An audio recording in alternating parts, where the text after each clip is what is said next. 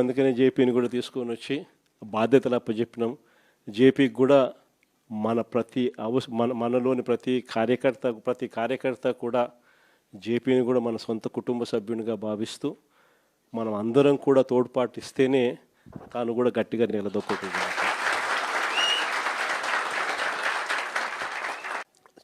చూస్తా కన్ను మూసుకుని కన్ను తెరిచేసరికి దాదాపుగా 2 సంవత్సరాలు కళ్ళు మూసుకుంటే అయిపోయేట్టుగా అయిపోయింది. మొత్తానికి 5 బడ్జెట్లు ప్రవేశపెట్టే అవకాశం రాష్ట్ర ప్రభుత్వానికి ఉంటుంది. అందులో 2 అయిపోయినాయి.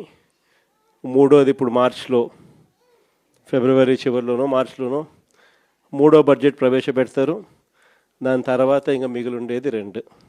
ఇక్కడ నుంచి ఒక 3 సంవత్సరాలు. ఆ 3 సంవత్సరాల్లో 1.5 సంవత్సరం పోతే దాని తర్వాత నా పాదయాత్ర కూడా స్టార్ట్ అయిపోతుంది.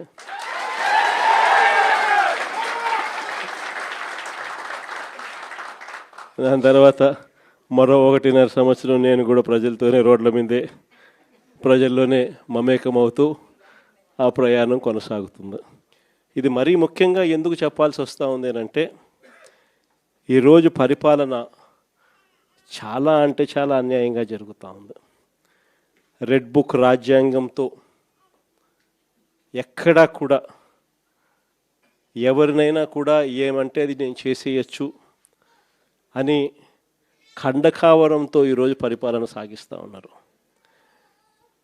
పాలనంతా కూడా అబద్ధాలు, మోసాలు. ఆ అబద్ధాలు ఆడుతున్నావయ్యా, మోసం ఎందుకు చేస్తున్నావయ్యా అని చెప్పి గట్టిగా నిలదీస్తే రివర్స్ ఉల్టా కేసులు పెడతా ఉన్నారు. పోలీసులను పంపిస్తూ ఉన్నారు.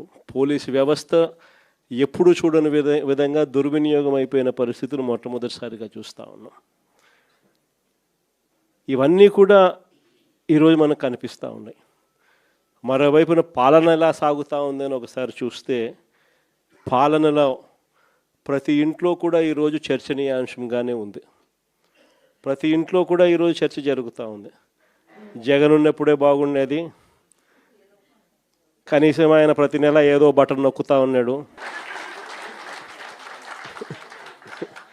ఖచ్చితంగా మాట చెప్పినాడు, మాట ప్రకారం నిలబడ్డాడు.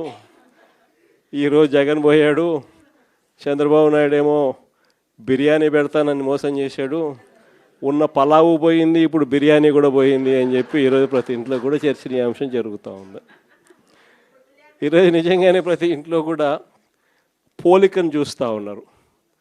ఆ రోజు ఇదే రాష్ట్రం, ఇదే బడ్జెట్, ఇదే పరిస్థితుల్లో అప్పుడు ఇంకా దారుణమైన పరిస్థితులు, కోవిడ్ వచ్చి 2 సంవత్సరాలు అతి దారుణమైన పరిస్థితులు ఉన్నప్పటికీ కూడా ఎప్పుడూ కూడా ప్రభుత్వ కష్టాలను ఎప్పుడూ ప్రజలకు చూపించి ఎప్పుడూ కూడా పథకాలను ఎగరగొట్టాలి అని చెప్పి ఏ రోజు మన ప్రభుత్వం ఎప్పుడు ఆలోచన చేయలే.